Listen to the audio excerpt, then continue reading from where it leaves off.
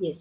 So first is कि जो statistics है that can be divided into two parts, or we can understand it with the help of two ways. One way is called this statistics in singular sense. ठीक है, singular sense या book में लिखा होता है, कई books में लिखा होता है statistics as a singular noun, तो भी एक ही बात है, singular sense कह दे या as singular noun तो एक ही मतलब है.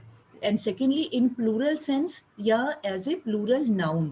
ठीक है, प्लूरल नाउन भी लिखा होता है, नाउन या सेंस एक ही मतलब है यहाँ पे कि प्लूरल सेंस में we have to understand the meaning, यहाँ पे सिंगुलर सेंस में समझना है.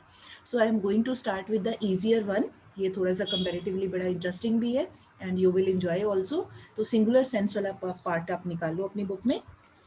तो सिंगुलर सेंस में या statistics as a singular noun क्या होता है? Statistics is a science which deals with these five things.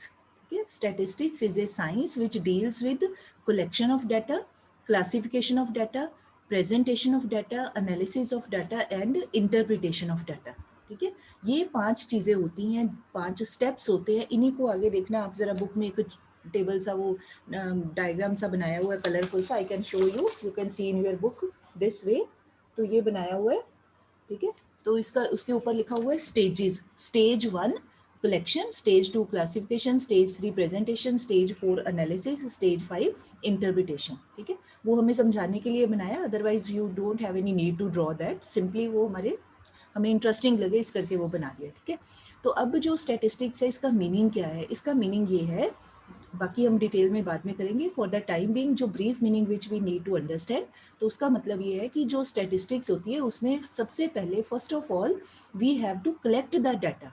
Data मतलब फैक्चुअल इंफॉर्मेशन, जो न्यूमेरिकल इंफॉर्मेशन है किसी भी चीज़ से रिलेटेड, तो उसके बारे में जो भी रॉ फैक्ट्स हैं, कोई इंफॉर्मेशन है, पहले वो कलेक्ट करनी पड़ती है, अपने आप से नहीं आ जाती. One has to make the efforts, collect करनी पड़ेगी. जैसे मैं कहूँ कि मैं अपने आप का, let me take my own example. जैसे मैं कहूँ कि I want to know about your admission numbers. ठीक है, अच्छा, अब मेरे वॉन्ट करने से तो कुछ नहीं होगा. मैं घर पे बैठे बैठे सोचूं मैंने एडमिशन नंबर कलेक्ट करने हैं, तो मुझे कुछ जोर लगाना पड़ेगा. 2 ऑप्शंस हो सकते हैं विद मी. एक तो हो सकता है I can ask you directly, सबको बच्चों को कॉल करके कह दूँ कि बेटे मुझे अपना अपना एडमिशन नंबर नोट करवा दो, तो आप मुझे बता सकते हो. एक तो ये तरीका है. सेकेंड वे कैन बी कि मैं आई गो टू स्कूल ऑफिस, वहाँ से आपके एडमिशन जो फॉर्म्स है वो ले लूँ, आपका जो भी इंफॉर्मेशन है वहाँ पे स्कूल में, वहाँ से मैं I can collect from there, from the school office. तो फिर करना किसको पड़ेगा? करना तो मुझे ही पड़ेगा ना. That means the person who collects the data, that person in statistics, that is known as investigator. ठीक है, तो मैं हो गई इन्वेस्टिगेटर, मैंने इन्वेस्टिगेट करना है. यहाँ वो फिल्मों वाला पुलिस वाला इन्वेस्टिगेशन नहीं कि क्राइम की इन्वेस्टिगेशन, वो वाला नहीं. यहाँ पर इन्वेस्टिगेशन का मतलब जिस भी चीज़ के बारे में वी हैव टू स्टडी, तो regarding that whatever information is being collected by the person, तो that person is known as investigator. और वो जो इंक्वायरी कर रहा है या बात अपनी पता चला रहा है, that is called, that process is called investigation या इंक्वायरी. ठीक है, यहाँ वो पुलिस वाली सेंस में नहीं लेना, एक जनरल सेंस में लेना है कि हम इंक्वायरी करते हैं या हम इन्वेस्टिगेशन करते हैं. जैसे मैंने इन्वेस्टिगेशन करनी है रिगार्डिंग योर एडमिशन नंबर्स, तो मेरा स्टेटस हो जाएगा in statistics I will be known as investigator, कि मैंने करना है ये काम. ठीक, तो जो इन्वेस्टिगेटर होता है स्टैटिस्टिक्स में, it is his first duty to collect the data. पहला काम ही है उसका कि कलेक्ट करना. कहाँ से करना है? That depends upon the nature of the study, किस चीज़ से रिलेटेड है. जैसे मैंने स्कूल से रिलेटेड कोई बात पता करनी है तो I should go to school office या बच्चों से पूछना चाहिए. Suppose I want to collect some information regarding the number of births and deaths in suppose Jalandhar. ठीक है, फॉर एग्जांपल कोई भी सिटी में, तो मुझे उस सिटी की म्यूनसिपल कॉरपोरेशन के ऑफिस में जाना चाहिए. कोई बैंक से रिलेटेड काम है, मुझे बैंक में जाके कलेक्ट करना चाहिए. मतलब जिस भी तरह की स्टडी है उससे रिलेटेड जगह पे जाके ही डाटा कलेक्ट किया जा सकता है. ठीक है, तो फर्स्ट काम है कलेक्शन ऑफ डाटा. फिर उसके बाद है क्लासिफिकेशन. अच्छा, अब now data has been collected, हमने कलेक्ट करके रख लिया अपने पास में. उसके बाद करना क्या पड़ता है? Classification. This is very interesting. Classification का मीनिंग होता है कि क्लासीफाई करना. क्लासीफाई मतलब सेग्रीगेशन करना, सेक्शंस बनाने, ग्रुप बनाने. सेक्शन का मतलब ये नहीं कि स्कूल वाले क्लास के सेक्शन, सिर्फ यही मतलब नहीं होता. सेक्शन मतलब डिवाइड करना, अलग अलग चीज़ों को डिवाइड करके रखना. जैसे जैसे हम we can just take example, simple सा एग्जांपल ले. घर पे हम लोग होते हैं तो शूज़ को कहाँ रखते हैं? शूज़ रैक में रखते हैं. कपड़ों को कहाँ रखते हैं, अपने ड्रेसेस को कहाँ रखते हैं, अलमीरा में रखते हैं, है ना, अपने पेन पेंसिल हैं, कुछ और स्टेशनरी का सामान है, ज्योमेट्री बॉक्स में, किट में रखते हैं, अपने टेबल की ड्रॉर में रखते हैं। तो हर एक चीज़ के लिए अलग अलग जगह है। शू रैक में पेंसिलें तो नहीं रख लेते, शू रैक में अपने जो पहनने वाले ड्रेसेस हैं वो तो नहीं रख लेते, या शूज़ को अलमारी में सजा के हैंगर पे टांग के तो नहीं रखते, है ना, नहीं करते ये सारा कुछ। तो इसका मतलब हम लोग क्या कर रहे हैं, घर पे किचन का सामान किचन में रखते हैं, वॉशरूम का जो सामान होता है बाथरूम का, वो सोप शैम्पू वहाँ रखते हैं। मतलब हम we are applying statistics in our life. हम चीज़ों को क्लासीफाई करते हैं उनकी नेचर के अकॉर्डिंगली, देन उनको उनके प्रॉपर प्लेस पे रखते हैं ताकि हमें काम करने में आसानी हो, हमें इजी लगे सारा कुछ। एम आई राइट? समझ आया क्लासिफिकेशन का मतलब? ऐसे यहाँ स्टैट्स में क्लासिफिकेशन का मतलब कि जो भी डाटा कलेक्ट किया है, इंफॉर्मेशन कलेक्ट की है, उसको एक प्रॉपर उसका सेक्शन बनाना, उसका ग्रुप बनाना, तो उसमें उसको अरेंज करके रखना। जैसे अब थोड़ा सा बेटर एग्जांपल ले लेते हैं। जैसे you all children have got admission in 11th class, तो when you came in the office, तो you filled your admission form, उसमें आपने लिखा कि I want to go for commerce side, तो आपने कॉमर्स लिख दिया। जिन बच्चों ने नॉन मेडिकल में जाना था दे रोट नॉन मेडिकल, जिन्होंने मेडिकल सब्जेक्ट लेने थे दे रोट मेडिकल, सबने अलग अलग लिखा। अच्छा, वो सारे फॉर्म्स कलेक्ट हो गए ऑफिस में। उसके बाद what was done by the office people, उन्होंने उसकी क्लासिफिकेशन की। कॉमर्स वाले सारे बच्चों के फॉर्म्स अलग कर दिए, जिन्होंने, आप सारे 80 बच्चे हैं जैसे हमारी क्लास में, तो 80 बच्चों के फॉर्म अलग कर दिए कॉमर्स वालों के। ऐसे ही फिर जो साइंस वे सेक्शन है, साइंस के भी दो हिस्से हो गए, मेडिकल नॉन मेडिकल, उनके भी सबके मेडिकल वालों के फॉर्म्स अलग हो गए, हो नहीं गए मतलब किए उन्होंने, और ऐसे ही नॉन मेडिकल वालों की। तो ये क्या किया, मतलब 3 पार्ट बना लिए। तो what is this, this is simply the classification, कि भी जो भी डाटा हमारे पास इंफॉर्मेशन आई है, now that has been classified, उसको ग्रुप बना दिया। किस बेसिस के ऊपर? On the basis of the similarity of their nature. Commerce वाले सारे, आप सबके अंदर, कॉमर्स वाले बच्चों में क्या सिमिलैरिटी है, सबके पास कॉमर्स का सब्जेक्ट है, ये आप सबका कॉमन फीचर है। नॉन मेडिकल वाले बच्चों में क्या सिमिलैरिटी है, all of them are having non medical subjects, ये उन सब के बीच क्या एक कॉमन फैक्टर है। तो कॉमन फैक्टर के बेसिस के ऊपर जो चीज़ें होती हैं, जो डाटा होता है, numerical information, that is classified, that is divided, या that is kept in different groups. तो दूसरा काम ये करना होता है। पहला हो गया कलेक्ट करना, जैसे आपसे फॉर्म लेना। दूसरा उनको क्लासीफाई करना, अलग अलग करना उनकी नेचर के अकॉर्डिंग। थर्ड होता है प्रेजेंटेशन। ये भी बड़ा इंटरेस्टिंग है, ये सारे बड़े इंटरेस्टिंग है। आप कहोगे मैम हर एक बात के साथ इंटरेस्टिंग कह रहे हैं, because these are really interesting. तो अब थर्ड काम होता है प्रेजेंटेशन। प्रेजेंटेशन मीन्स कि जो भी whatever information we have collected and classified, now that can be presented with the help of 3 ways. 3 तरीके होते हैं हमारे पास, उनमें से 2 हम लोग पहले ही कर चुके हैं। एक होता है presentation can be done with the help of tables, जैसे हमने वो इंडिफरेंस कर्व वाला टेबल बनाया, पीपीसी वाला टेबल बनाया, या कोई और आप देखते हो बुक्स में टेबल बने होते हैं, तो वो जो टेबुलर फॉर्म में है ना, कॉलम से बना के हमें कोई न्यूमेरिकल इन्फॉर्मेशन दी होती है, तो टेबल्स की फॉर्म में प्रेजेंटेशन की जा सकती है। और we can draw any diagram, simple जो हमारी कॉपी होती है, रजिस्टर सिंपल शीट होती है, पेपर होता है, उसके ऊपर when we make the diagram, तो that is called diagrammatic presentation. Similarly we can draw any diagram on the graph paper also. Maths में आप करते थे ना, 10th क्लास तक आपने किया, ग्राफ पेपर के ऊपर भी ग्राफ का काम करते हैं, कोई आप डायग्राम्स ड्रॉ करते हैं, तो अगर ग्राफ के ऊपर करें तो the same thing is called graphical presentation. अगर the diagram is drawn on the simple sheet, simple paper के ऊपर कर ले, तो हम उसको कह देते हैं डायग्रामेटिक प्रेजेंटेशन। ठीक है, तो these are 3 ways in statistics, कि इसमें से as per our convenience and requirement we can make use of any method. कहीं पर हमें टेबल बनाना पड़ता है, कहीं पे हमें डायग्राम बनाना पड़ता है, कहीं पे हमें ग्राफ पेपर यूज करना पड़ता है। ठीक है, तो 3 ways are there to present.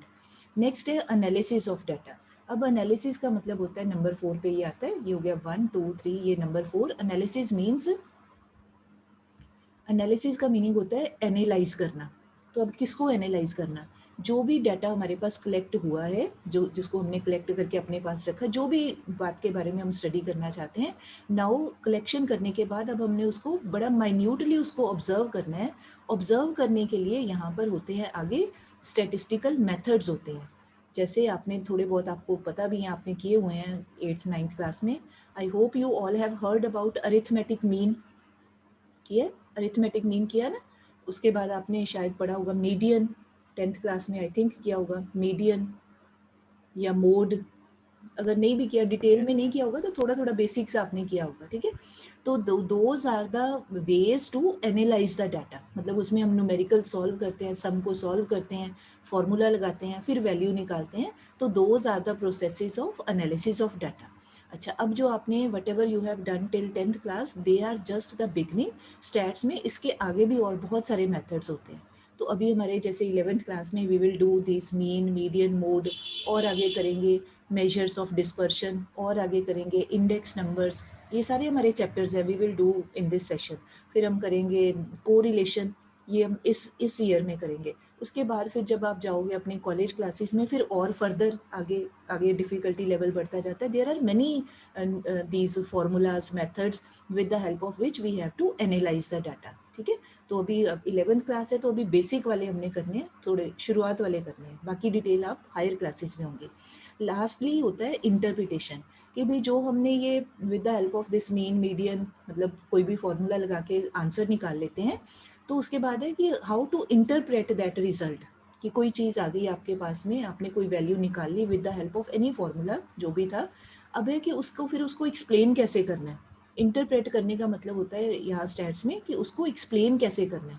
Explain करने का मतलब जैसे जैसे जस्ट फॉर एग्जांपल, आपके मान लो 10th क्लास का रिजल्ट आ जाए, तो आपके सारे सब्जेक्ट, मान लो आपके पेपर हो गए, आपने मार्क्स आ गए आपके, मैथ्स, हिंदी, इंग्लिश, ऐसे साइंस, 5-6 सब्जेक्ट के मार्क्स आ गए। अच्छा, उसके बाद आपने सबका टोटल कर लिया। मान लो आप 500 में से मार्क्स हैं, आप कहते हो कि जी मेरे 400 मार्क्स आए आउट ऑफ 500, ठीक है। तो अब अगर परसेंटेज निकालें तो कितनी हो जाएगी, 400 डिवाइडेड बाय 500 इंटू 100, ठीक है। 80% हो गए ना, 0 0 कट गई, 80% हो गया, 5 से 40 डिवाइड हो गए। तो आप फिर अब 80% निकाल के आपने लिख लिया। अब है कि उस 80% को कैसे एक्सप्लेन करोगे, तो आप उसको बोल के बताओगे या लिख के बताओगे कि I have secured 80% marks in my 10th class. जब आप ये लाइन बोलते हो या लिखते हो वेन एवर, तो आप that means you are interpreting that result. Otherwise सिर्फ 80% शब्द लिख दो, तो किसी अनजान आदमी को क्या पता चलेगा ये 80% आपका खर्चा है, कि आपकी कोई इनकम है, कि आपका कोई और कोई किसी भी घर से रिलेटेड, आपका पर्सनल लाइफ से रिलेटेड, कोई भी बात से रिलेटेड 80% हो सकता है ना। तो किसी को क्या पता चलेगा कि ये मार्क्स के बारे में ही बात कर रहे हैं। तो आपको साथ में कहना पड़ेगा ना भी I have got 80% marks in my 10th class, कहना पड़ेगा, ये बताना पड़ेगा। That means we are interpreting that result. तो जब हम अपने आंसर को एक्सप्लेन करते हैं लिख के या बोल के, तो दैट इज कॉल्ड इंटरप्रिटेशन, ठीक है जी। तो ये जो सिंगुलर सेंस है या as a singular noun statistics है, it contains all these steps. ये सारा कुछ किया जाता है, सारे स्टेप्स को फॉलो करते हैं। जिस स्टैटिस्टिक्स के जिस हिस्से में, जिस पार्ट में, उस हिस्से को हम क्या देते हैं कि ये सिंगुलर सेंस की डेफिनेशन है, या भी ये सिंगुलर सेंस, सिंगुलर नाउन है। Statistics as a singular noun है। क्या होता है उसमें, ये याद कर लेना है, collection, classification, presentation, analysis and interpretation, ठीक। इन्हीं को ही आप देखो बुक में आगे लिखा हुआ है, इन्हीं को ही कह देते हैं स्टेजेस, इन्हीं को ही कह देते हैं steps. Any word can be used, चाहे हम कह दें these are the stages of statistics in singular sense या नाउन, या हम कह दें दीज आर द स्टेप्स, कोई भी शब्द यूज कर सकते हैं, कोई फर्क नहीं पड़ता, ठीक। अच्छा, उसके बाद है ये देखिए स्टेजेस के नीचे दिया हुआ है स्टैटिस्टिकल टूल्स, ये नीचे दिया हुआ है, ठीक है। स्टैटिस्टिकल टूल्स में एक टेबल सा बनाया हुआ है, ठीक। तो ये this is not to be learned, this is for our understanding. ये सारे जो टूल्स हैं ना, ये आगे ये देखिए यहाँ पे लिखा हुआ है कलेक्शन, ऑर्गेनाइजेशन या क्लासिफिकेशन। ये जो क्लासिफिकेशन होता है इसी का एक और नाम है ऑर्गेनाइजेशन ऑफ डाटा। फिर लिखा हुआ है ये देखिए प्रेजेंटेशन, फिर इंटर एनालिसिस, फिर इंटरप्रिटेशन। उसके आगे कुछ नाम दिए हुए हैं स्टैटिस्टिकल टूल्स, ठीक। अच्छा, अब ये क्या है, ये कोई घबराना नहीं है आपने। ये सारे जो टूल्स हैं, टूल का मतलब ये नहीं कि कोई वेपन्स हैं, कोई हथियार हैं। नॉर्मली हम टूल का वो मतलब ले लेते हैं, that is not the meaning. Tool का सिंपली मतलब फॉर्मूलाज, मेथड्स, कि अगर कलेक्शन ऑफ डाटा है तो that is to be done with which method, किस तरीके से वो करनी है। उसका आगे नाम दिया हुआ है सेंसस और सैम्पल टेक्निक्स। मतलब ये हमने करने हैं आगे चैप्टर, ये हमारे सिलेबस में है सारे, ठीक है। सैम्पल और सेंसस टेक्निक मतलब एक तरीका है, मेथड है, we will do further in detail. तो उस मेथड को यूज़ करके हम लोग डाटा कलेक्ट करते हैं। फिर है क्लासिफिकेशन के आगे, देखिए क्या लिखा है, क्लासिफिकेशन या ऑर्गेनाइजेशन के आगे, that is array of data and tally bars. Array होता है लाइन, एक सिंगल लाइन जो होती है ना उसको अरे बोल देते हैं। ए अरे वाला वो हिंदी वाला नहीं, अरे मेरी बात सुनो वो वाला अरे नहीं, अरे, अरे मतलब एक लाइन, ठीक है।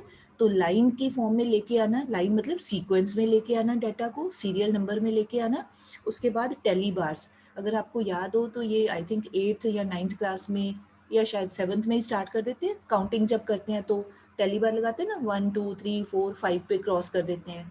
फिर 1 2 3 4 किसी चीज़ की काउंटिंग करके 1 2 3 4 4 लाइन्स लगा के फिर क्रॉस कर देते हैं। किया हुआ है आपने, जब हम आगे करेंगे we will do again, don't worry, ठीक है। तो बार्स लगा के, मतलब काउंट जैसे गिनती करने के लिए छोटी छोटी लाइंस नहीं लगा लेते, ऐसे लाइंस लगा के वो हम काउंटिंग करते हैं, that is called tally bars. We will do further, ये आगे लेसन में करेंगे। फिर प्रेजेंटेशन, प्रेजेंटेशन की जाती है with the help of tables, graph, diagram, जो भी मैंने बताया, ये भी हमारे सिलेबस में चैप्टर्स हैं। उसके बाद है analysis of data, percentage, average, correlation, regression, coefficients, ये सारे भी हमारे सिलेबस में है except regression. These are the names of the methods. ये आगे मेथड्स हैं, फॉर्मूलाज हैं, ये सब हमने करनी है। रिग्रेशन वाला हमारे सिलेबस में नहीं है, बट अदरवाइज वो स्टैट्स में होता है, ठीक। उसके बाद इंटरप्रिटेशन, इंटरप्रिटेशन का आगे दिया हुआ है magnitude of percentages, averages and degree of relationship between different economic variables. घबराना नहीं है, बड़े डिफिकल्ट वर्ड कुछ नहीं है, सिंपल वर्ड्स में we can write to express या to explain the achieved result. चाहे वो हमारी किसी परसेंटेज की फॉर्म में हो सकता है, चाहे वो किसी एवरेज की फॉर्म में हो सकता है, किसी भी तरीके का रिजल्ट हो, when we explain that. Economic variables कौन से होते हैं वो भी आगे करेंगे, ये हमारा सिर्फ बेसिक है, अभी शुरुआत है। We will do all the things in detail in the further chapters, ठीक है। तो किसी भी चीज़ का जो भी परसेंट में रिजल्ट हो या एवरेज की फॉर्म में रिजल्ट हो, उसको इंटरप्रेट करना, उसको एक्सप्रेस करना, सेंटेंसेस में उसको एक्सप्लेन करना, दैट इज कॉल्ड इंटरप्रिटेशन। तो यहाँ पे ये सारे जो टूल्स दिए, मतलब these are the methods which we are going to study in the syllabus of our 11th class, ठीक। तो ये आपने सिर्फ टेबल को पढ़ लेना है, ये ऊपर जो लाइन्स दी हुई हैं कोई घबराना नहीं, you can read that simply. It simply means कि भाई जो डिफरेंट स्टेजेस हैं, ये वाली सारी स्टेजेस, तो इनको, इनके साथ कौन कौन से मेथड अप्लाई करके इन बातों को एक्सप्रेस किया जाता है या इनको अटेन किया जाता है, किन तरीकों को यूज़ किया जाता है, किन मेथड्स को यूज़ करते हैं। तो जो मेथड्स को यूज़ करके ये सारा काम किए जाते हैं, they are called statistical tools. इनका नाम है दीज आर द स्टेजेस। हर एक स्टेज पे कुछ ना कुछ डिफरेंट तरीके से काम किया जाता है, that is called statistical tools, ठीक है। तो वो आपने सिर्फ टेबल को रीड करना है, बाकी पढ़ना है पढ़ सकते हो, no problem, no harm in that. पर कोई वो क्रैम करने की ज़रूरत नहीं है, आगे हमने ये सारा कुछ करना है, ठीक। तो this was all about stats in singular sense, ठीक। ये हमें हमारा ये पार्ट कवर हुआ है। Now we have to do stats in plural sense. पीछे आ जाए, ये बिगनिंग में दिया हुआ था, statistics as a plural noun, ठीक।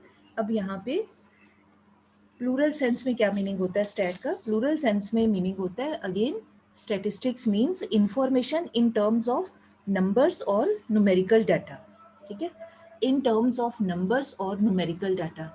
अब आप सोचेंगे कि मैम ये तो आपने सिंगुलर सेंस में भी यही बात बोली थी, उसमें भी यही बोला है नंबर्स में या प्लूरल न्यूमेरिकल डाटा की फॉर्म में, बिल्कुल ठीक है, you are absolutely right. But यहाँ पे प्लूरल सेंस में जो नंबर्स की फॉर्म में या न्यूमेरिकल डाटा है, उसमें कुछ और चीज़ें भी साथ में होनी चाहिए। Some other things, other points are also to be considered जब भी हम न्यूमेरिकल डाटा की स्टडी करते हैं। अब वो कौन सी चीज़ें होनी चाहिए, now we have to take care of them, ठीक। Now I would like you to write one definition, आप बुक के ऊपर ही नोट कर लो, कहीं भी जहाँ भी आपको स्पेस मिलता है, because this definition is very very important, you please note down. और बुक में ये दी नहीं हुई है, that is why I am dictating. In plural sense, in plural sense, statistics refers to, in plural sense, statistics refers to aggregates of facts, aggregates, A double G R E G A T E S, aggregate, aggregate होता है ना total उसका। तो I repeat, statistics refers to aggregate of facts, comma, affected to a marked extent affected to a marked, MARKED, affected to a marked extent by multiplicity of causes, affected to a marked extent by multiplicity,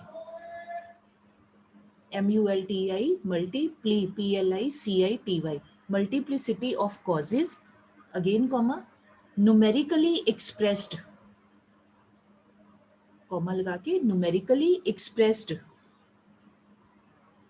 again comma, enumerated, enumerated है ENUMERATED, enumerate, I repeat, ENUMERATED, enumerated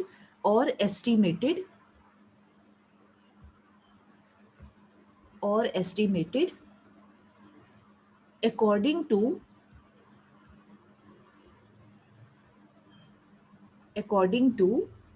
reasonable standards of accuracy, according to reasonable, reason वाला REASON आगे able, ABLE, reasonable standards of accuracy, reasonable standards of accuracy, comma, collected in a systematic manner, collected in a systematic manner for predetermined purpose, for predetermined, PREDETERMINED, for predetermined purpose and placed in relation to each other, and placed in relation to each other. अब मैं फिर से repeat कर देती हूँ. You can cross check if any word is left in between. You can write that. I am repeating. In the plural sense, statistics refers to aggregate of effects affected to a marked extent by multiplicity of causes, numerically expressed, enumerated or estimated according to reasonable standards of accuracy, collected in a systematic manner for predetermined purpose and placed in relation to each other. ठीक है, इसको आपने याद करना है. ये आपके book में एक लाइन दी हुई है, थोड़ा सा मतलब some part of the definition is given but complete definition is missing. यहाँ पे दिया हुआ है ना, जो आप देखो जरा प्लूरल सेंस में जहाँ लिखा हुआ है यूल एंड कैंडल की जो डेफिनेशन है, जहाँ डेफिनेशन हेडिंग में सेकेंड वाली definition you'll, YULE, you'll and candle, तो ये उन्हीं की डेफिनेशन है बट अपनी बुक में ये मीन्स मल्टीप्लिसिटी ऑफ कॉजेज तक की दिया, आगे की डेफिनेशन मिसिंग है. ठीक, तो मैंने आपको कंप्लीट लिखा दिया है. Those children who can learn full definition they should. ठीक है, it is very good if you learn complete definition, but चलो in case you are unable, नहीं होता है आपको पूरी याद, तो आप इतनी भी कर सकते हो जितनी बुक में दी हुई है. That can also be done, that will be fine. ठीक, it depends upon your capability कि आप कितना लर्न कर सकते हो. Okay, now let us start कि इसका मतलब क्या है. अब now from this definition, let me show, I can, yes, ये तो टूल्स वाला था. Yes, I am here, I am talking about this. मैंने ये वाली डेफिनेशन को कंप्लीट आपको लिखवाया है. ठीक है, यूल एंड कैंडल वाली. Now from this very definition अब हमने क्या लेना है, we can form the features और characteristics of stats in plural sense, और एज प्लूरल सेंस में स्टैट्स को कह देते हैं न्यूमेरिकल डाटा. जैसे ये लिखा है ना, और एज न्यूमेरिकल डाटा, तो न्यूमेरिकल डाटा प्लूरल सेंस में सिंपली अगर न्यूमेरिकल डाटा वर्ड यूज किया जाए that also mean plural sense definition. तो अब हमने मतलब उसके फीचर्स को बताना है, जो भी डेफिनेशन लिखी है उसी में से पॉइंट्स को लेते जाना है. तो फर्स्ट हमने क्या लिखा, स्टैटिस्टिक्स रेफर्स टू, पहला क्या लिखा था वर्ड, एग्रीगेट ऑफ फैक्ट्स. ठीक है, तो एग्रीगेट ऑफ फैक्ट का मतलब होता है, you can see in the book also, कि भी कोई भी जो हमारे पास, एक पहले मैं और बता दूँ, ये देखो बुक में इतने लॉन्ग पैराग्राफ्स आर गिवन, तो there is no need to learn all these lines, सारा याद करना पॉसिबल नहीं है. ये बीच बीच में they have given us the examples for our understanding. ठीक है, हमें समझाने के लिए. तो आपने ये पढ़ना सारा ही है, but you have no need to learn all these lines. You just बाद में आप कर लेना, जब आप लेक्चर के बाद आप फ्री होके बैठेंगे तो मेन लाइन को ही अंडरलाइन करना है। एग्जाम्पल आपके अंडरस्टैंडिंग के लिए, उस बात को एक्सप्लेन करने के लिए, तो no need to learn and write the example. मान लो पेपर में आता है तो ये नहीं अपने एग्जाम्पल लिखने, you hardly have to write any 2-3 lines which explain the meaning of the heading, बस उतना ही बताना है आपने, ठीक है। बट मैं आपको पूरा एक्सप्लेन करूंगी। तो एग्रीगेट ऑफ फैक्ट का मतलब है कि जो सिंगल नंबर होता है that does not mean statistics. Single number का मतलब कि आपके पास, जैसे आप सिर्फ ये कहो कि आई हैव 7 पेन्स, तो आप इस 7 लिख दिया आपने, नंबर की फॉर्म में 7 लिख दिया, तो 7 का अपने आप में कोई मतलब नहीं है, वो स्टैट्स में नहीं कह कुछ भी उस चीज़ का मतलब। अब आप कह तो सकते हो कि 7 भी एक न्यूमेरिकल एक्सप्रेशन है, नंबर की फॉर्म में it is written, but that has no significance in statistics, उसका कोई मतलब नहीं बनता है। बट अगर आप ये लिखो कि I have 7 pens, 3 notebooks, 4 books, 2 bags, 3 sketch pens, मतलब आप कई सारी चीज़ों को आप इंक्लूड करो, हर एक चीज़ के बारे में आप लिखो, then it will be known as statistics. ये प्लूरल सेंस में, मतलब हम एग्रीगेट्स को लेते हैं, ज़्यादा चीज़ों को एग्रीगेट को लेते हैं, किसी एक चीज़ को, एक नंबर को हम नहीं ले सकते कि ये स्टैटिस्टिक्स है, ठीक है। जैसे मैं कहूँ for example, let me take one example. जैसे suppose I say there are 80 students in 11th class, मान लो मैं ये कह देती हूँ, तो ये स्टैटिस्टिक्स नहीं होगी in plural sense. Plural sense में इस बात का कोई मतलब नहीं बनता।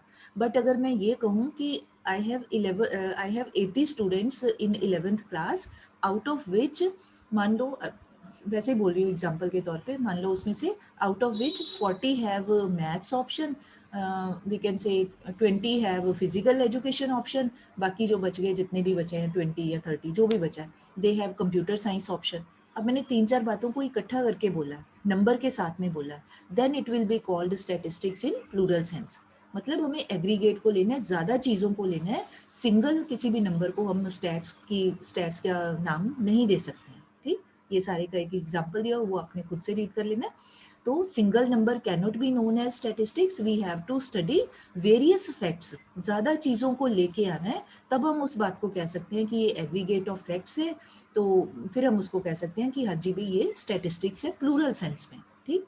On the other side second one है, अपनी डेफिनेशन में देखिए आपने कॉमा लगा के यू रोट न्यूमेरिकली एक्सप्रेस्ड, तो यहाँ पर उसी बात को ले आए, न्यूमेरिकली एक्सप्रेस्ड, उसी डेफिनेशन में से बातें लेते जाना है हमने, वही फीचर्स हैं। तो न्यूमेरिकली एक्सप्रेस्ड का मतलब है, कल भी शायद थोड़ा सा आई टोल्ड यू कि whatever things can be expressed in numbers, only they are studied in stats, and the things which cannot be expressed in numbers, जो qualitative aspects of life होते हैं, they cannot be expressed in numbers, so they are not studied in statistics। उन बातों को हम study नहीं करते हैं, जैसे for example honesty, beauty, friendship, या सिंसेरिटी, या स्पिरिट ऑफ हार्ड वर्क, है ना, ये सारी चीज़ें, या कॉम्पिटेंसी इन म्यूज़िक, पेंटिंग, अब ये सारी चीज़ें एक क्वालिटी तो हैं लोगों की, ह्यूमन बींग्स की, हम सबकी ये क्वालिटीज़ हैं, but these can not be expressed in numbers. हम इनको लिख लिख लुक के बता नहीं सकते हैं, फील कर सकते हैं इन सब चीज़ों को। तो जो क्वालिटीज़ होती हैं they are not studied in statistics, only those things are studied which can be expressed in numbers. Quantities, जो भी नंबर्स के लिए शब्द कौन सा यूज होता है, वर्ड वी यूज क्वांटिटी, मतलब नंबर्स। तो जिन चीज़ों को हम नंबर्स में न्यूमेरिकल फॉर्म में एक्सप्रेस कर सकते हैं, they are studied in statistics, and the things which can not be expressed in numbers, तो जिसको नहीं एक्सप्रेस कर सकते, that means they are the qualitative aspects of our life, they are not studied in statistics. ये आगे example दिया है, तो ये आपने खुद पढ़ना है, एग्जाम्पल्स आपने याद नहीं करने, ये हमने सिर्फ, मैंने फिर से बोला है, समझाने के लिए है, ठीक है। जैसे यहाँ दिया है कि एक बच्चा छोटा है, एक थोड़ा लंबा है, तो ये शॉर्ट और टॉल, इस बात का कोई मतलब नहीं, जब तक हम ये नहीं लिखते कि उसकी हाइट इतने फीट इतने इंच है, उसकी हाइट इतने फीट इतने इंच है, तब हम कंपेयर करें फिर तो कोई बात बनती है। सिर्फ ये कह दे ये मोटा है, ये पतला है, ये ऊंचा है, ये छोटा है, इन चीज़ों का कोई मतलब नहीं, because these are just the qualities of a person, है ना, हमारी सिर्फ अपीयरेंस की क्वालिटीज़ हैं। तो क्वालिटीज़ का कोई स्टडी नहीं करते हैं स्टैट्स में, क्वांटिटेटिव चीज़ों की स्टडी करते हैं। देन नेक्स्ट है affected by multiplicity of causes. इसका मतलब होता है, मल्टीप्लिसिटी होता है मैनी, बहुत सारे, ठीक। अच्छा, तो कॉजेज मतलब कि कोई भी जो बात होती है, कोई भी काम जो होता है उसके पीछे there are many reasons, many causes responsible. जैसे अभी आप बैठ के पढ़ रहे हो तो आपको कि मान लो पेपर हो गए, आपके बहुत अच्छे मार्क्स आए, आपको कि मैंने ही बहुत हार्ड वर्क किया था, मैंने बहुत मेहनत की थी, तो मैं फर्स्ट आ गया या सेकंड आ गया, मैंने इतने परसेंट नंबर लिए। एंड आपका वो जो रिजल्ट आया उसके लिए आप क्रेडिट तो आप लेते हो, but there are many things which are responsible for that credit. उसके पीछे बहुत सारे रीजंस हैं। जैसे फॉर एग्जांपल, अगर आप जहाँ पर बैठे हो आपके पेरेंट्स आपको इतना कंफर्टेबल एनवायरनमेंट ना प्रोवाइड कर पाते, आप आराम से बैठ के एक अलग रूम में अलग टेबल चेयर पे बैठे हो, आपके लिए phone laptop has been arranged, books have been arranged, fan has been arranged, fan cooler AC जो भी चल रहा है वो सब चीज़ों की, pen pencil A to Z, फिर एक peaceful environment at home, parents are paying the fee of their children in the school, आपके लिए सारे अरेंजमेंट कर रहे हैं। आप जब स्कूल लगते हैं तो they send you school, uniform press करके देते हैं, टिफ़िन बना के देते हैं, आपका सारा ध्यान रखते हैं, ठीक। फिर स्कूल आके टीचर्स आपको पढ़ाते हैं, समझाते हैं। एंड में जाके आप ये कहो कि नहीं मेरे अच्छे मार्क्स जो है वो सिर्फ मेरे करके आए, तो दैट इज़ रॉन्ग। उसके उन अच्छे मार्क्स के पीछे मेनी फैक्टर्स वर वर्किंग। आपको ये सारी फैसिलिटीज़ ना मिलती, सोच के देखिए एक बार, आपको अच्छे स्कूल में दाखिला ही ना मिलता, आपके पास बुक्स ही ना होती, आपको एक अच्छा इन्वायरमेंट ही ना मिलता, आपके पास पेन कॉपी अरेंजमेंट ही ना होता किसी चीज़ का, तो फिर आप कैसे अच्छे नंबर ला सकते थे? नहीं ला सकते थे। I hope you are getting my point. तो यही मतलब है यहाँ पे स्टैट्स में जो कोई भी चीज़ होती है that gets affected by many reasons, उसके पीछे बहुत सारे कारण होते हैं। तो किसी एक कारण के करके कोई फैक्टर नहीं होता है, कोई चीज़ नहीं होती है। We have to pay due attention to all the reasons responsible, सबको ध्यान देना चाहिए, ठीक। तो उसी की स्टडी, हम उन्हीं चीज़ों की स्टडी करते हैं जिनके पीछे बहुत सारे कारण इन्वॉल्व होते हैं, बहुत सारे कॉजेज या रीजंस इन्वॉल्व होते हैं। Only those things are studied in statistics. किसी चीज़ की स्टडी नहीं करते जिसके पीछे किसी कोई एक ही कारण हो, एक ही रीज़न हो, ऐसा कुछ नहीं। एक यहाँ पे एग्जांपल दिया हुआ है फार्मर का कि क्रॉप अच्छी होती है तो उसके पीछे सीड्स हो सकते हैं, अच्छी फर्टिलाइज़र हो सकती है, बढ़िया इरिगेशन हो सकती है, बहुत सारी चीज़ें हो सकती हैं। तो किसी एक फैक्टर की स्टडी करें कि बस सिर्फ बढ़िया सीड ही डाले थे तो ही अच्छी क्रॉप हुई, ये नहीं है। इरिगेशन का भी अरेंजमेंट किया उसने, उसने खाद का भी अरेंजमेंट किया, उसने टाइम टू टाइम सब चीज़ों का ध्यान रखा, पेस्टिसाइड स्प्रे किया, तब जाके ठीक है। Someone has unmuted, please mute yourself. तो यहाँ पर इस पैरे का मतलब है, इस हेडिंग का, कि मैनी रिस्पॉन्सिबल, उसके करके स्टैट्स की स्टडी की जाती है इन प्लूरल, ठीक है जी। So today I am finishing here up to third point only because hardly 1 minute is left. We may not be able to start the next one. Thank you all. आज का आपका homework है, इतना आपने पढ़ना है, मेन डेफिनेशंस को learn कर लेना है, हेडिंग्स को थोड़ा थोड़ा आफ्टर रीडिंग जो मेन लाइन्स है उनको अंडरलाइन करके उनको याद भी करना है आपने, ठीक है जी। So with this I want to thank you all. Just a second, Ashley बेटे एक बार please take the screenshots at the end. Okay ma'am.